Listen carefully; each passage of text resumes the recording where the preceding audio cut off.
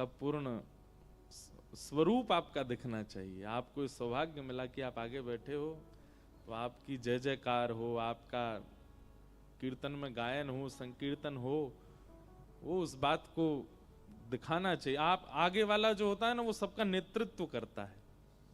आगे वाला जो होता है वो पीछे वालों का नेतृत्व करता है, इसलिए आप नेतृत्व करता हो, आपको तो बहुत ध्यान से बैठना है। तो गांधी धाम की ये पावन भूमि, जहां प्यारे गिरधर लाल जी ने वृंदावन रसामृत पद को प्रकट करवाया 2 वर्ष पहले, जब हम पहली बार गांधी धाम आए थे। गांधी धाम पहली बार आना भी एक योजना नहीं थी। एक प्रकार से कह दें तो गांधी धाम हम कोइंसिडेंसली आए थे, या फिर कह लो एक्सीडेंटली आए थे। गांधी धाम आने का कोई क्रम था नहीं। जब 2 साल पहले जब वृंदावन रसामृत यहां लिखा गया, तब अहमदाबाद में कथा होनी थी। पर अहमदाबाद में जहां कथा होनी थी, वहां कुछ ऐसी योजना घटना घटी कि वो कथा का समय पूरा खाली हो गया। हम छत्तीसगढ़ में थे, मुझे याद है, और कथाओं की याद नहीं रहती, पर यहाँ की मुझे याद है। तो छत्तीसगढ़ में थे और चौथे दिन की कथा शायद छत्तीसगढ़ में हुई, और तब योजना बनी कि अहमदाबाद में जो कथा है वो नहीं हो पाएगी, और सब लोग अब वापस अपने अपने घर को, 1 सप्ताह का सबको अवकाश है। लेकिन तभी हमारे गांधी धाम के परम वैष्णव परिवार, हमारे किरण जी और प्रेम जी, इनका दोनों का भाव हुआ, महाराज जी आपकी अहमदाबाद की सब लोगों की टिकट बनी गई है, ट्रेन की भी फ्लाइट की भी, तो आप थोड़ा श्रम कर लीजिए, अहमदाबाद तक आ जाइए, वहां से गांधी धाम आ जाओ।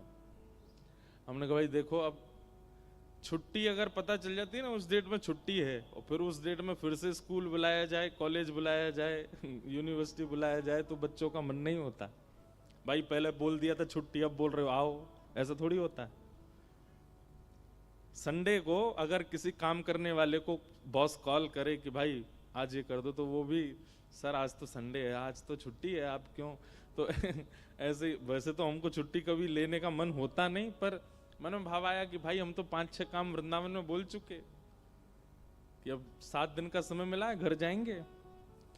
पर आप लोगों का इतना भाव, नहीं आप आ जाओ। मैंने कहा मैं 7 दिन कथा तो नहीं करूंगा। बोले आप चाहे 3 दिन का कुछ सत्संग ही कर दो, लेकिन आओ।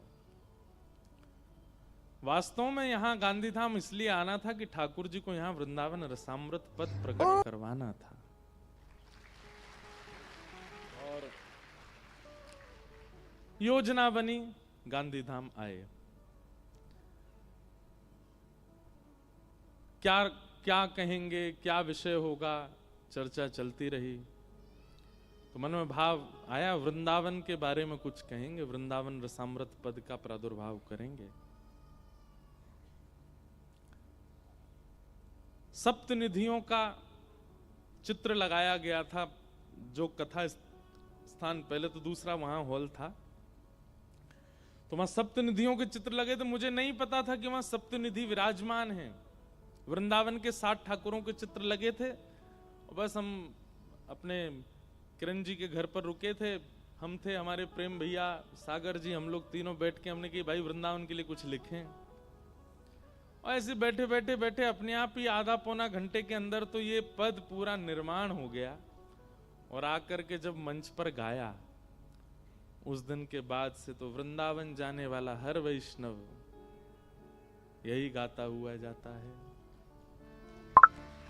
श्यामा हृदय कमल सो प्रगट्यो